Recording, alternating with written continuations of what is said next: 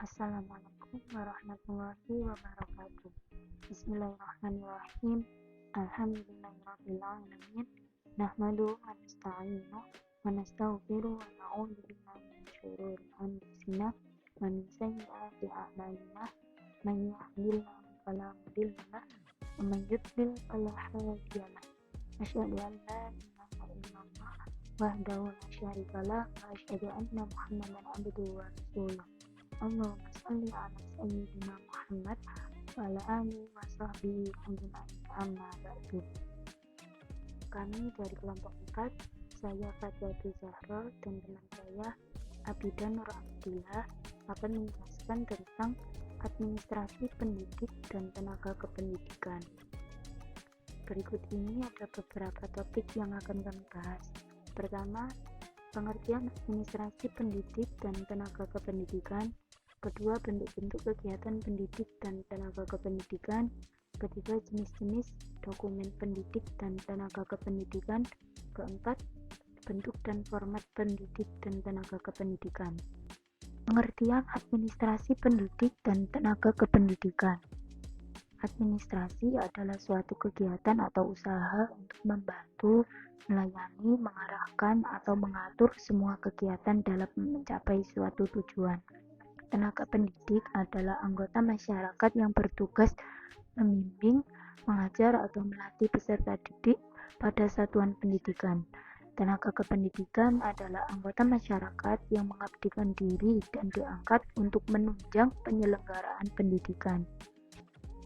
Berdasarkan pernyataan di atas dapat disimpulkan bahwa pengertian administrasi pendidik dan kependidikan adalah proses keseluruhan kegiatan pendidik yang meliputi perencanaan, pengorganisasian, pengarahan, pembinaan, pelaporan, pengawasan, pelaksanaan, dan pembiayaan dengan menggunakan atau memanfaatkan fasilitas yang tersedia untuk mencapai tujuan pendidikan secara efektif dan efisien.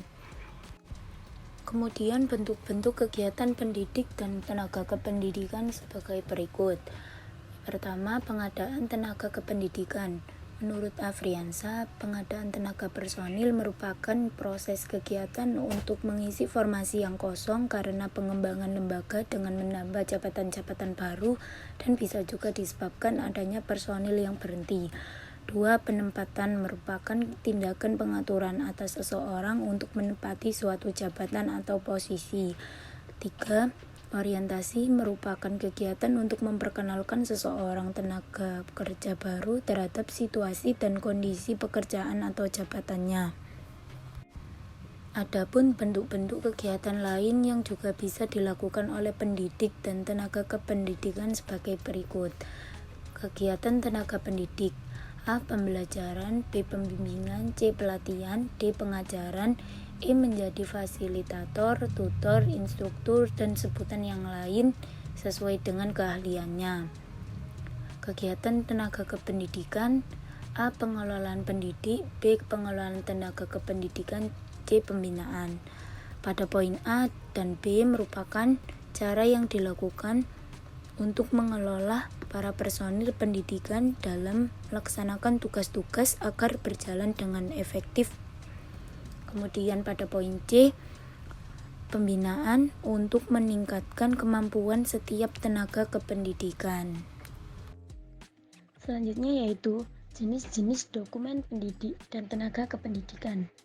Yang pertama yaitu ada buku cuti pegawai atau guru. Buku cuti pegawai atau guru ini tuh merupakan salah satu dokumen administrasi yang penting untuk dimiliki setiap pegawai atau guru di sekolah. Buku ini berisi tentang catatan cuti yang telah diambil dalam kurun waktu 1 tahun.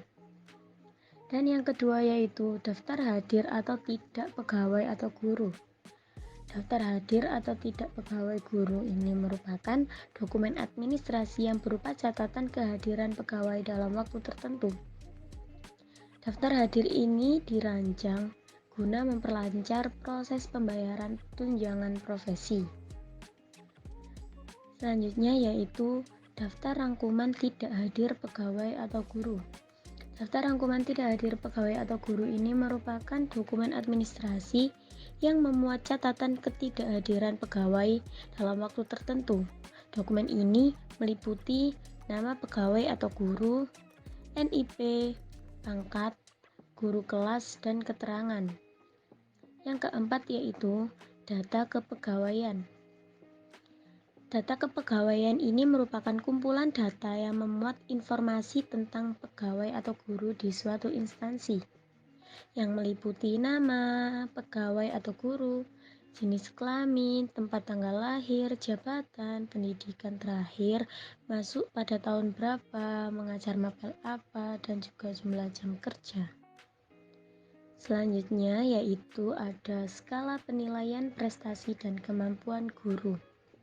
Berdasarkan peraturan pemerintah nomor 46 tahun 2011 tentang penilaian prestasi kerja pegawai negeri sipil.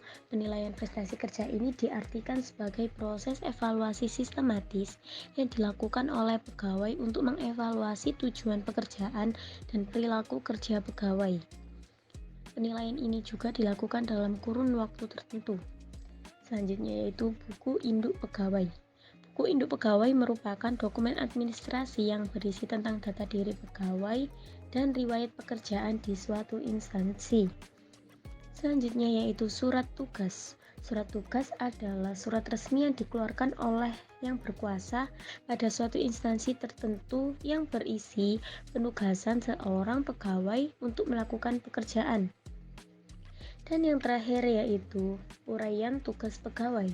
Uraian tugas pegawai berisi tentang deskripsi tugas-tugas yang harus dilakukan oleh seorang pegawai dalam memproses bahan kerja menjadi hasil kerja dalam kondisi tertentu. Selanjutnya yaitu bentuk dan format pendidik dan tenaga kependidikan. Di sini ada beberapa contoh format dari dokumen pendidik dan tenaga kependidikan, yaitu ada format buku cuti pegawai, ada juga format daftar rangkuman tidak hadir pegawai atau guru, ada juga format data induk pegawai, juga ada format skala penilaian prestasi dan kemampuan guru, ada format surat tugas, ada format uraian tugas pegawai, juga ada format daftar hadir atau tidak pegawai atau guru, dan juga yang terakhir ada format data kepegawaian. Demikian presentasi dari kelompok kami tentang administrasi pendidik dan tenaga kependidikan. Mohon maaf bila ada salah dalam penyampaian maupun penulisan. Terima kasih atas perhatiannya. Wassalamualaikum warahmatullahi wabarakatuh.